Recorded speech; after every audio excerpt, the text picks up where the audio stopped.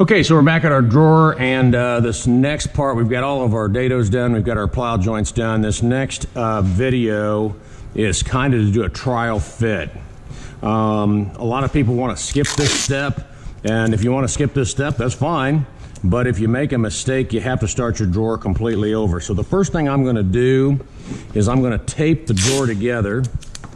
And the problem with a lot of folks is that if they tape this together once and then it doesn't fit, they don't want to take the time to make it fit and then come back and put it together again. And then what happens is you have problems with it.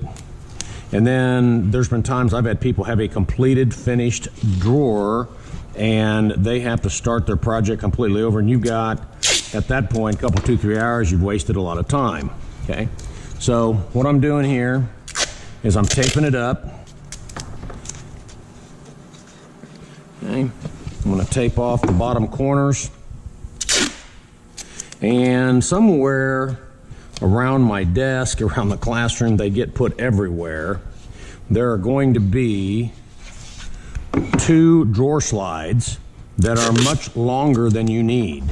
These are left over from a project years ago, and I keep them for just this experiment. So I've got my corners all taped, drawers together, and the first thing I'm going to do is I'm going to try to put this in here. And so as you can see, I'm putting the drawer in, and I kind of get it flush with the front, and I kind of make it equal on both sides. Okay? Next thing I'm going to do is I'm going to put the slides in, and it's going to be kind of herky-jerky for a second, a little wiggly, because you don't have anything glued up yet. But if you can press against one side, put the slide in the other side, and I tell folks that you should not have lots of play. This here, that is not bad at all. I'm going to come back around here. I'm going to look on the back side. Everything looks nice, tight, secure. If you cannot get these in, if these slides will not go in, no matter what you do, here's the process. Take your whole drawer apart, and you're going to cut one saw blade off of the front and the back. Do nothing to the sides. So you put it in there, it's too tight, you take it apart, you cut a saw blade off, then this is what you got to do. You got to go ahead and put him back together with tape, then you check it again. If it's still too tight, you got to untape it.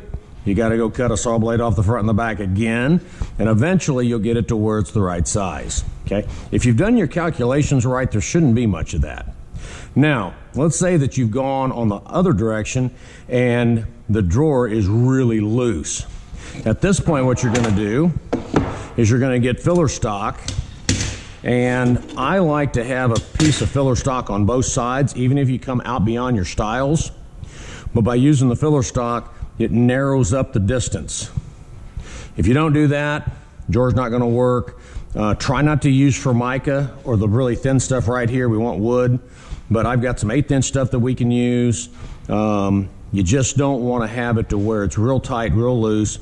We can do some micro adjustments later, but once again, you may have to tape this a couple, 2-3 times. All right, this video didn't do much other than tape up the drawer.